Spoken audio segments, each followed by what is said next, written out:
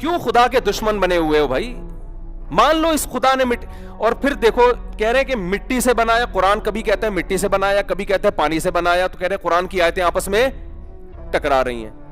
قرآن ہی پڑھ لیا ہوتا تو آپ کو پتہ چل جاتا. قرآن کہہ رہے ہیں سورہ حج کے پہلا رکوع, یا ایھا الناس ان کنتم فی ریب من البعث, اے لوگو اگر تمہیں یقین نہیں آتا نا میں مٹی کو دوبارہ کیسے انسان بناؤں گا, فإنا خلقناکم من تراب, سب سے پہلے ہم نے تمہیں مٹی سے بنایا, ثم من نطفہ, پھر اس مٹی کو نطفے میں تبدیل کر کے پھر نطفے سے بنایا, ثم من مضغہ, پھر اس نطفے کو ہم نے من علقہ, خون میں تبدیل کیا, ثم من مضغہ, پھر گوشت میں تبدیل کیا.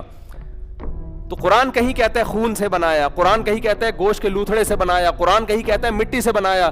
قرآن ان تمام اعتراضات کا ایک آیت میں جواب دے دیتا ہے کہ یہ ترتیب وار بنائے ہم نے. لیکن قرآن اصل میں جو بتانا چاہ رہا ہے, ملحد وہاں سے ایسے نظریں چرا کے بھاگتے ہیں اور ایسے نابینا بن جاتے ہیں جیسے کبوتر بلی کو دیکھ کے آنکھیں بند کر لیتا ہے. قرآن کہہ رہا ہے یہ سارے پروسیس ایوولوشن کا نتیجہ نہیں ہو سکتے. اتنا زبردست فطرت اپنے آپ کو مینٹین نہیں کر سکتی کہ پہلے مٹی سے منی کا قطرہ بن رہا ہے, پھر اس منی ماں کے رحم میں جا رہی ہے, وہ گوشت میں, وہ خون میں تبدیل, پھر خون گوشت میں تبدیل, پھر گوشت, اور یہ ساری ایسے, اور کوئی ایسا نہیں کہ لوتھڑا باہر آ جائے.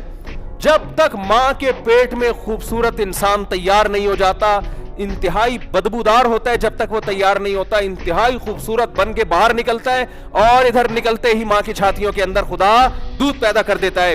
اے لوگوں اگر تمہیں شک ہے خدا تمہیں مٹی میں جانے کے بعد دوبارہ کیسے زندہ کرے گا, اللہ فرماتے ہیں اپنے ماضی کی طرف دیکھو, جو اس طرح سے 9 مہینے کے اندر اتنے پروسیس سے گزار کے انسان بنا سکتا ہے ایک پانی کو, وہ اس مٹی میں جان ڈال کے تمہیں دوبارہ بھی انسان بنا سکتا ہے.